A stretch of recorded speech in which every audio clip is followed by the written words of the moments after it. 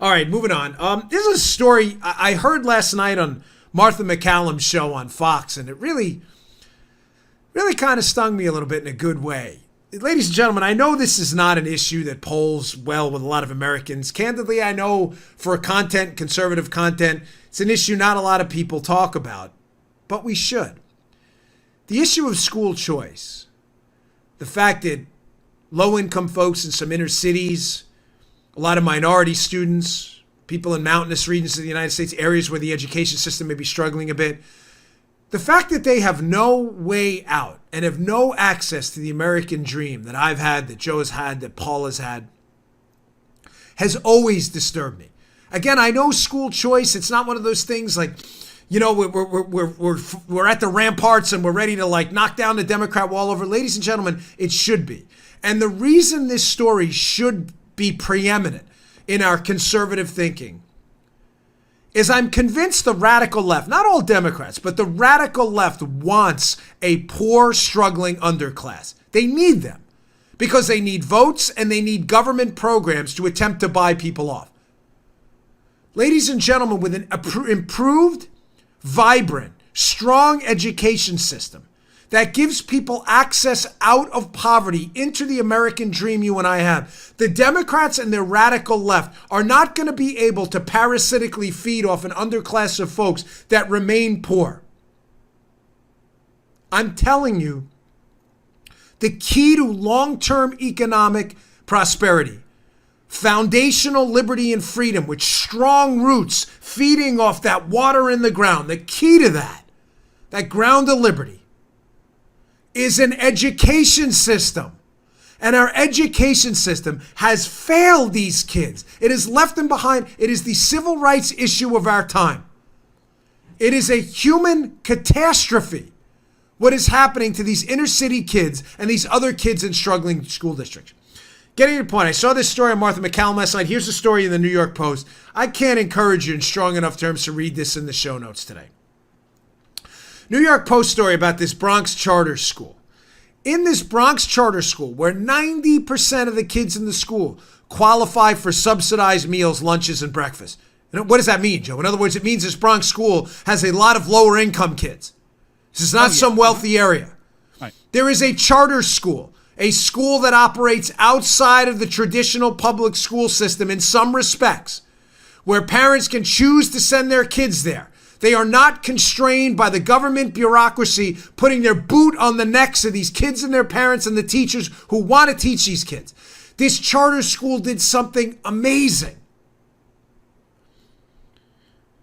They graduated 53 eighth graders. The entire eighth grade class of this teacher who was on Martha's show last night. Every single one of her kids in this low-income area of the Bronx in this charter school, every single one aced the Algebra 1 Regents test. 5 out of 5. All right. Good for you. Good for you. Ladies and gentlemen, the only reason I'm here on this show today, with big news to come, with an audience as generous as you've been to me. You've made my life entirely different, given me a voice I never thought I'd have. The only reason any of this is happening is because my parents took me out of a struggling public school district in Glendale. It wasn't horrible, but it wasn't good. PS 68. I never went there. My mother didn't have any money. My dad was not wealthy either. But they managed to struggle and put together, make ends meet, and to put me into St. Pancras School, a local Catholic school, which is now unfortunately out of business. I'm telling you, it's the only reason I am here today speaking to you in coherent sentences. Because my parents, despite their economic struggles, were able to get us into this school. Me and my brothers. Why don't these kids get the same shot? Why are these Democrat liberal politicians standing there with a stop sign in front of minority parents, parents of white students, Asian students, and others in struggling areas who just want the same opportunity for their kids? Now, to show you the disparity in this, from the piece, Folks, in the other public schools, in the same area, keep in mind what I just told you. 100 with 2 zeros, 100, 100% of this Bronx charter schools, 100%, 53 out of 53 got a perfect 5 out of 5 on the Algebra 1 Regents test. In the surrounding public schools, only 34% even took the test. And of those 34%, 82% managed to get a 3 out of 5.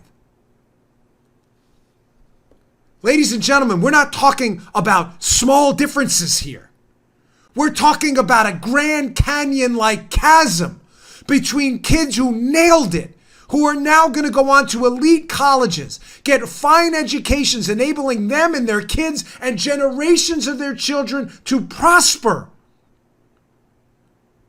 To prosper in the American dream. And we are talking about other kids in public schools who will be entirely left behind. They will not have access to the dream you and I have. You know, I implore, I'm begging I'm begging, if you're a Democrat listening to my show, why are you accepting the teachers' unions' talking points? Not the teachers, the unions, the interest groups. Why? Just give the parents a choice. If the charter school stinks, the parents will pull them out. Just let them pick. Folks, my life, my kid's life, I would never even met my wife, so it wouldn't have mattered. I'd say my wife's life, but we wouldn't even know each other. I would never have met Joe because I never would have lived in Maryland, because I never would have had the qualifications to become a Secret Service agent or a candidate for office because of school choice. This issue matters, folks. It's why I talk about it whenever I see a story like that. Martha McCallum had the teacher on last night. God bless you. I don't know your politics. I don't care. God bless you. You have my sincere thanks for changing the lives of 53 out of 53 kids who likely will now go on to successful, prosperous careers, despite coming from a crap school district in the Bronx, because you did it. You changed their lives. God bless you. You have done an amazing, I'm in awe of what you did. That's a great story.